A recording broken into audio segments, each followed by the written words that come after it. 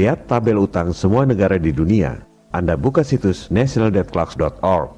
Utang Indonesia nggak ada di situ. Anda cari di sumber lain yang kredibel, statistik utang Indonesia yang diterbitkan oleh Bank Indonesia.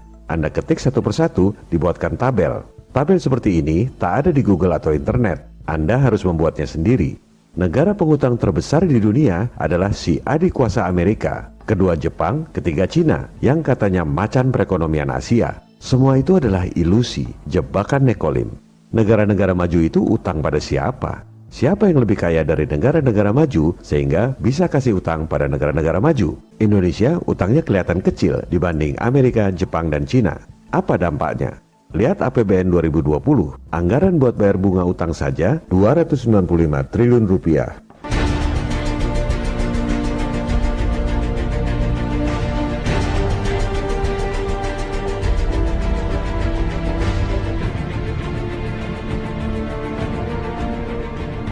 Yang bayar siapa?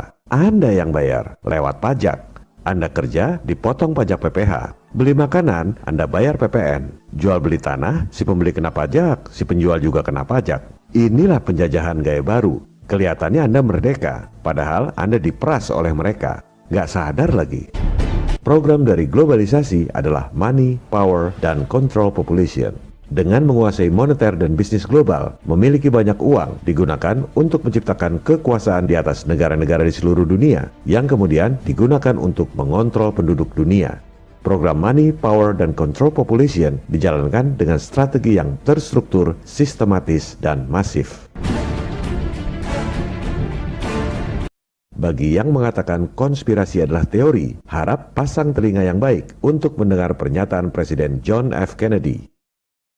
For we are opposed around the world by a monolithic and ruthless conspiracy that relies primarily on covert means for expanding its sphere of influence. It is a system which has conscripted vast human and material resources into the building of a tightly knit, highly efficient machine that combines military, diplomatic, intelligence, economic, scientific, and political operations. Kunci sukses elit global menguasai dunia adalah lewat program money. Caranya dengan menguasai bank-bank sentral di dunia. Bank sentral adalah lembaga yang punya hak monopoli mengedarkan uang di suatu negara. Bank sentral di negara-negara maju adalah swasta.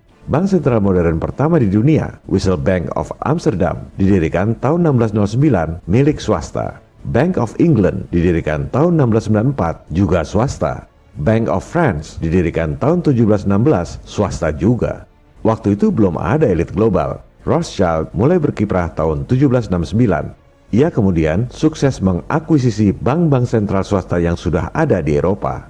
Dari situlah elit global memiliki kekayaan yang luar biasa. Kenapa? Karena mereka punya hak monopoli untuk mengedarkan uang dengan modal dengkul. Pasca 1945, sistem moneter global ini diterapkan secara terstruktur, melibatkan organisasi besar seperti World Bank, IMF, dan lain-lain. Kemudian dilakukan secara sistematis. Mereka ajarkan sistem yang zolim ini di semua sekolah di seluruh dunia, sehingga semua sarjana ekonomi, semua doktor, semua profesor menganggap sistem yang zolim ini adalah sistem yang benar. Dan elit global melakukan ini secara masif, diterapkan di semua negara di dunia. Mari kita buktikan. Silakan Anda buka laporan keuangan Bank Indonesia periode akhir tahun lalu, yaitu 31 Desember 2019. Jangan terintimidasi dengan deretan angka-angka yang banyak. Anda cukup lihat satu baris. Berapa uang rupiah yang diedarkan oleh Bank Sentral? 793 triliun rupiah. Bank membukukannya di bagian liabilitas. Harus ada lawannya di bagian aset. Apa dasar Bank Sentral mengedarkan uang? Karena pendidikan di sekolah, kebanyakan orang akan bilang dasarnya adalah emas. Mari kita buktikan, berapa aset emas yang dimiliki oleh Bank Indonesia? Hanya 53,4 triliun rupiah. Omong kosong kalau dibilang nyetak duit dasarnya emas. Itu aset emasnya 0 rupiah pun tetap saja bisa mengedarkan uang 793 triliun rupiah. Lantas, apa dasarnya? Lihat baris di bawahnya. Dasar untuk menerbitkan uang adalah surat berharga alias bond, cash bond. The name's Bond. James Bond. Jumlahnya 2.000 triliun rupiah. surat utang tanpa jaminan.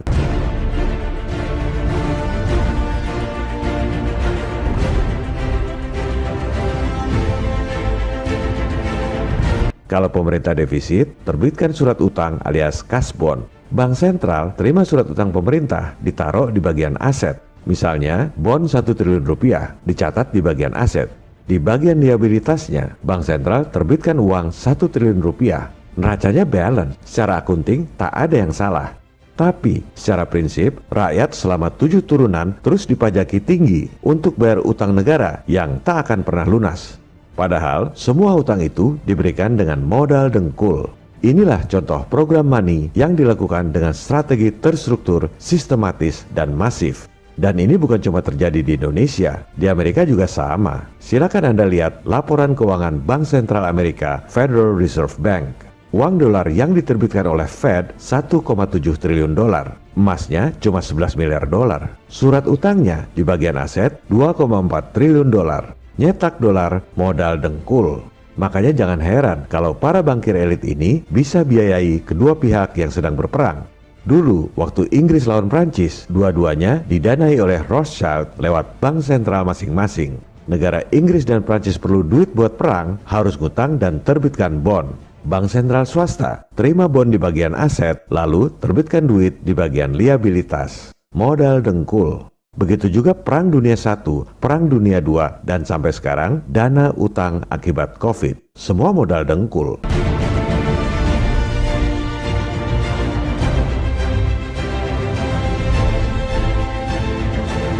Sampai kapan umat manusia di dunia sadar telah dikadali oleh sistem yang zolim yang diajarkan di semua sekolah di dunia dan dipropagandakan oleh semua media massa?